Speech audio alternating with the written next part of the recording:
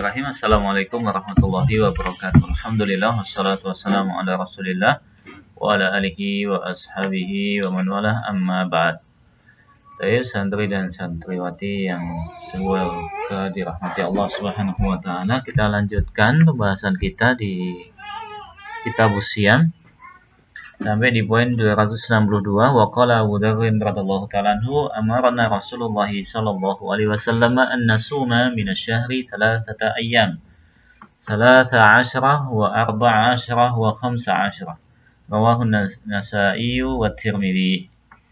Rasulullah sallallahu alaihi wasallam memerintahkan kami untuk berpuasa di setiap bulan 3 hari, ya, untuk berpuasa 3 hari pada setiap bulan.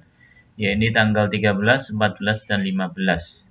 Ini sunnah, di sebagian riwayat disebut dengan Ayyamul Bid, hari-hari yang putih, yakni hari-hari di mana bulan itu cerah. Ini bulan mendekati bulan purnama. Wa nahan siyami yaumain, dan beliau melarang dari berpuasa pada 2 hari, yakni Yaumul Fitri wa Yaumun Nahri, yakni hari raya Idul Fitri tanggal 1 Syawal dan hari-hari penyembelihan tanggal 10 Dzulhijjah. Masuk padanya adalah ayyamut tasyrik sebagaimana di hadis berikutnya. Wa qala ayyamut tasyrik ayyamu aklin wa syurbin wa dzikrun lillahi azza wa jal. Hari-hari tasyrik tanggal 11, 12, 13 Dzulhijjah itu adalah hari-hari untuk makan dan minum dan mengingat berzikir kepada Allah Subhanahu wa taala. Jadi tidak boleh berpuasa pada hari-hari tersebut, ya, karena dia melakukan puasa maka puasanya tidak sah, ya, dan dia telah melakukan satu dosa. Wa qala la yasumanna ahadukum yaumal jumu'ah, janganlah sekali-kali salah seorang di antara kalian puasa di hari Jumat, illa ayyasuma yauman qablahu aw yauman ba'dahu, kecuali dia berpuasa yauman qablahu, satu hari sebelumnya atau satu hari setelahnya.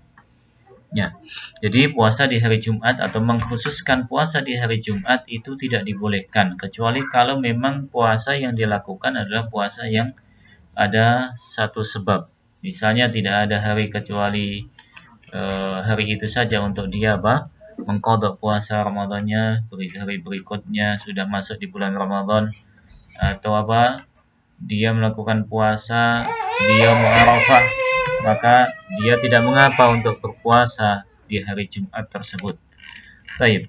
Kemudian disebutkan di sini beberapa keutamaan dari puasa. Salah satunya adalah keutamaan puasa di bulan Ramadan. Qala Nabi sallallahu alaihi wasallam, man shoma ramadhana imanan wa ihtisaban ghufira lahu ma taqaddama min dhanbihi wa man qama lailatal qadri imanan wa ihtisaban ghufira lahu ma taqaddama min dhanbihi, muttafaqun alaih. Barang siapa puasa di bulan Ramadan dalam keadaan beriman dan mengharap pahala dari Allah, maka akan diampuni dosa-dosanya yang telah lewat. Barang siapa qama lailatul qadar, ya, menegakkan dengan ibadah di malam Lailatul Qadar dalam keadaan beriman dan mengharap pahala dari Allah, maka akan diampuni dosa-dosanya yang telah lalu. Taib.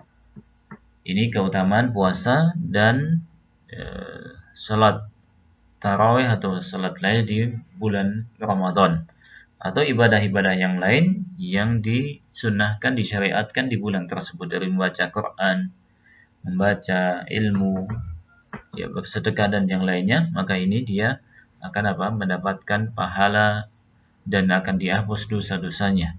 Wa kana sallallahu alaihi wasallam ya'takiful 'ashra al-awakhir min Ramadan hatta tawaffahu Allah wa i'takafa azwajuhu min ba'dihi, muttafaqun alaih.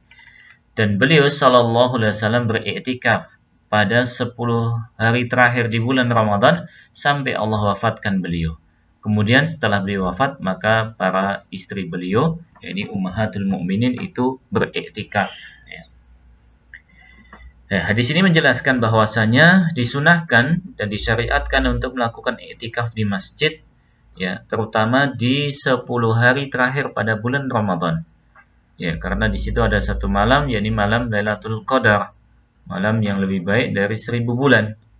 Ya. Jadi Nabi sallallahu alaihi wasallam itu beriktikaf sampai beliau meninggal. Ya, kalau tidak salah ada 9 kali ya, 9 kali i'tikaf beliau atau 9 kali Ramadan. Ya. Setelah beliau ya meninggal, istri beliau ya karena sudah lepas dari keadaan melayani Nabi sallallahu alaihi wasallam, di sini beliau atau Ummahatul Mukminin baru beriktikaf. Ya. Baik, maka di sini ada beberapa faedah yang bisa kita ambil bahwasanya iktikaf di bulan Ramadan itu harus di masjid. Ya. Dia beriktikaf di masjid. Apa itu iktikaf? Iktikaf adalah seorang berniat untuk berdiam diri di masjid dalam rangka beribadah kepada Allah Subhanahu wa taala. Dilakukan salat, membaca Al-Qur'an, ya. Dia membaca ilmu yang bermanfaat di dalamnya. Jadi dia tidak keluar dari masjid. Kemudian ketika dia i'tikaf, dia tidak boleh keluar dari masjid kecuali ada hajah, kebutuhan yang memang diperlukan baginya. Yakni apa? Misalnya untuk makan, minum, untuk ke kamar mandi, buang hajat, untuk mandi dan yang lainnya. Ini tidak mengapa. Jadi tidak membatalkan i'tikafnya. Nah, kemudian di sini juga ada pelajaran bahwa bagi wanita dibolehkan untuk beriktikaf di masjid apabila aman dari fitnah. Ya. Atau dia di masjid khusus yang digunakan iktikaf oleh seluruh atau semua pesertanya adalah perempuan. Ini tidak mengapa. Tapi kalau dalam satu masjid bercampur baur tidak mungkin dipisahkan tempatnya atau ada satu fitnah, misalnya mereka beriktikaf di situ, maka ini tidak dibolehkan. Kemudian beliau sebutkan hadis la tushaddu rihal ila thalathati masajid al-masjidil haram wa masjidi hadha wal masjidil aqsa muttafaqun alaih. Tidak dilakukan syaddur rihal, yakni melakukan perjalanan jauh yang membutuhkan bekal badannya, ya, safar di sini maksudnya, kecuali ketiga masjid saja. Ini Masjid Haram, ya, Masjid Nabawi dan Masjid Al-Aqsa. Ya. Wallahu taala alam, kemungkinan beliau membawakan hadis ini kaitannya dengan i'tikaf. Jadi seorang tidak boleh beriktikaf dan ini tidak boleh melakukan perjalanan safar untuk i'tikaf di satu masjid kecuali ketiga masjid ini saja. Ya. Ini mungkin ya, yang dimaksud oleh beliau. Jadi melakukan perjalanan safar ya itu tidak dibolehkan. Ya.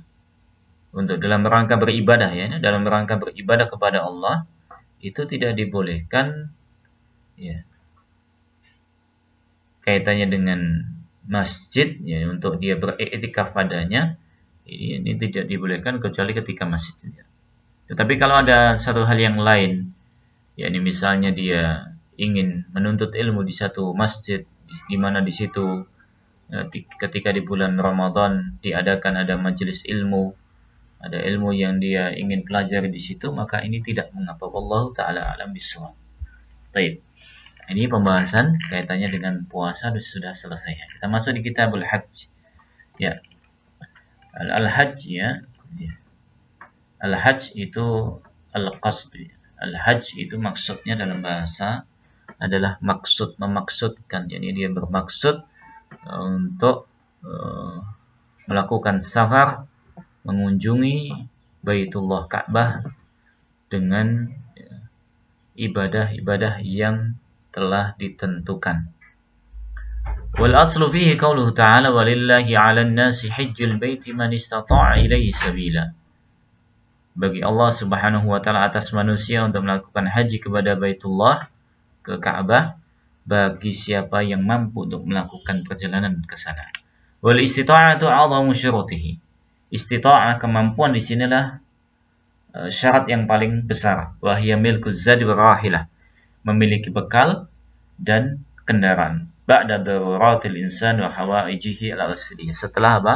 Kebutuhan-kebutuhan manusia dan ya hal-hal yang darurat bagi manusia dan kebutuhan-kebutuhannya yang asli. Ya, dari makan dan minum.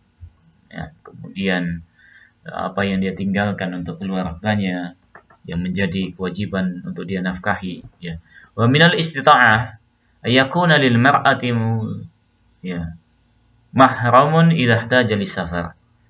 Dan di antara